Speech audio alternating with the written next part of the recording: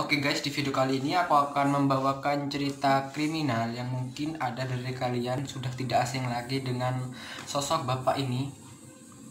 Tentunya bapak ini sudah tidak asing lagi di telinga masyarakat Jawa Tengah karena ulah dan tingkah bapak ini. Bagaimana ceritanya? Mari kita bahas. Sumanto lahir pada tanggal 3 Maret 1972. Ia dilahirkan dari pasangan Nuryadikarta dan Samen. Ia merupakan anak sulung dari 5 bersaudara. Saat kecil, ia termasuk dalam keluarga yang berkecukupan karena ayahnya menerima warisan dari kakeknya. Semasa kecil, ia sekolah di SD Pemulutan 1. Sumanto dipanggil Suman oleh teman-temannya.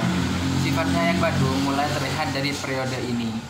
Namun, ia masih bisa lulus sekolah dasar dan niatnya untuk sekolah di SMPN favoritnya tidak tercapai karena nilai rata-ratanya terlalu kecil. Dan ia pun mengulang lagi kelas 6 SD di SDN Pemulutan 2 dan ia mampu lulus di tahun berikutnya. Lalu ia diterima di SMP favoritnya. SMP favoritnya lumayan jauh dari rumahnya, yaitu sekitar 3 km. Memaksanya untuk jalan kaki setiap hari. Setiap harinya ia harus setiap hari selepas pulang sekolah ia mengembala kambing dan mengarit rumput. Dan malam harinya ia belajar agama di musola. Setiap harinya gitu-gitu aja terus. Kesulitan ekonomi keluarga Sumanto mulai terlihat dari periode ini. Dan Sumanto putus sekolah saat dia kelas 3 SMP. Dan aku tidak tahu guys, putus sekolahnya itu disebabkan gara-gara apa, kurang tahu juga. Oke, selanjutnya kita akan masuk ke pembahasan rencana Sumanto untuk memakan 7 orang. Jadi itu ceritanya gini guys. Menyantap daging manusia merupakan kebutuhan bagi Sumanto karena ia saat itu menimba ilmu sesat dari gurunya yang bernama Taslim untuk mendapatkan ilmu gitu loh guys. Taslim tinggal di Jawa Tengah dan ia bertemu dengan Sumanto waktu ia merantau ke Lampung. Taslim mengatakan pada Sumanto jika ingin mendapatkan kesempurnaan ilmu, Sumanto harus memakan 7 orang korban. Dan jika ingin mendapat kesempurnaan ilmu yang lebih tinggi lagi, ia harus memakan 21 orang. Dan jika ingin lebih tinggi lagi dan paling tinggi mungkin guys, ia harus memakan 41 orang. Dan Sumanto bilang hanya bisa mampu makan 7 orang. Nah, Sumanto bilangnya memilih 7 orang aja. Dan Sumanto itu hanya mampu makan 3 orang. Jadi kita akan masuk ke pembahasan Sumanto makan 3 orang. Korban pertama Sumanto adalah rekan seperantauannya. Ia memakan korbannya dengan cara dibunuh terlebih dahulu dan dimakan dagingnya. Dan korban yang kedua adalah perampok yang ingin merampok rumahnya. Ia terlebih dahulu membunuh rampok itu lalu memakannya dan menyisakan bagian dalam tubuhnya, bagian dalam gitu guys. Dan hanya menyisakan bagian dalam dan usus dan tulangnya. Setelah dibunuh, mayat akan ditarik ke tengah perkebunan tebu lalu dikuliti dan dimakan di sana. Biasanya mayat satu orang dihabiskan Sumanto dalam waktu 1 hari 1 malam. Saya hanya mengambil kemaluan korban untuk menjadikannya sebagai jimat, kata Pak Sumanto. Dijadikan jimat. Yang ketiga adalah Mbah Rina. Mbah Rina ini beda dari korban sebelumnya. Jadi korban sebelumnya itu kan dibunuh dulu terus dimakan. Nah, Mbah Rina ini enggak. Mbah Rina ini kan udah meninggal sekitar 1-2 hari gitu aja. Terus makamnya dibongkar oleh Sumanto dan dibawa ke tengah perkebunan tebu lalu dimakan di sana.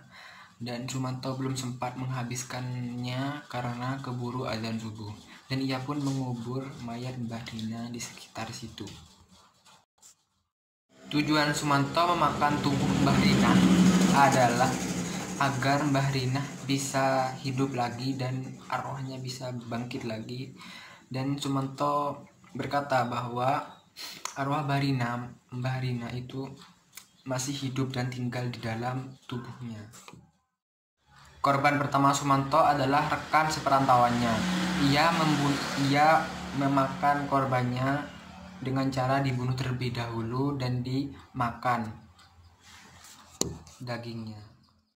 Menurut pengakuan Sumanto, rasa daging manusia itu tidak enak, berbau menyengat, terlalu banyak lemak, dan tidak enak. Tetapi keunggulan makan daging manusia adalah ia bisa merasakan ketentraman di dalam dirinya dan hidupnya menjadi lebih tenang gitu guys. Guys, asal kalian tahu guys, yang makan mayatnya Mbah Rina itu bukan hanya Sumanto saja, tapi bapaknya juga ikut makan. Jadi itu mayatnya Mbah Rina itu dagingnya tuh diambil terus dipotong-potong dibuat sate sama Sumanto guys. Terus kalau kan sudah matang gue dikasih bapaknya, jeleknya gini, "Pak, ini Pak ada daging kambing Pak, ada sate kambing," gitu. Jadi makan sama bapaknya guys. Terus katanya tuh ya gak curiga bapaknya, Sumanto bilangnya daging kambing. Dan bapaknya setelah tahu itu daging Mbah Rina langsung terkaget-kaget, terngangah-ngangah gitu. Kok bisa ya guys, bapaknya ditipu sama Sumanto guys. Man bandel kali lah kau ini man. Dan Sumanto ini termasuk penjahat yang nekat juga guys, karena ini terbukti saat dia berada di kerumunan orang. Ia berkata bahwa kan ada anak-anak itu umur 12 tahun lewat di depannya gitu, bilang gini, "Kok kayaknya anak itu gurih deh rasanya," gitu. Dan warga di sekitarnya itu tidak membesar-besarkan gitu guys. Mereka itu mikirnya gini, oh paling hanya bersanda gitu guys, tidak dianggap serius gitu loh guys.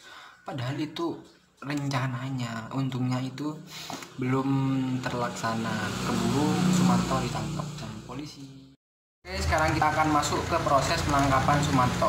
Sumanto terjerat pasal 314 RUU KUHP yang berbunyi, setiap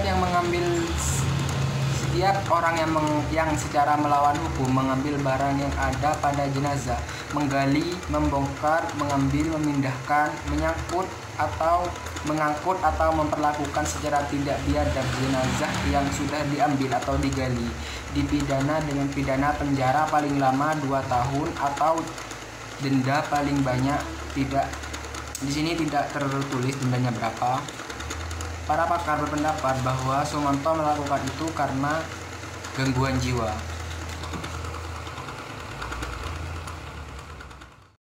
Lalu Sumanto dihukum pidana 5 tahun dan dibebaskan pada tahun 24 Oktober 2006 bertepatan pada Hari Raya Idul Fitri.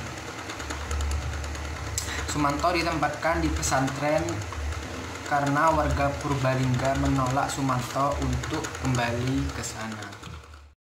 Oke, cukup segitu dulu videonya. Kalau memang kalian suka dengan channel ini, jangan lupa like, comment, and subscribe, dan share sebanyak-banyaknya. See you.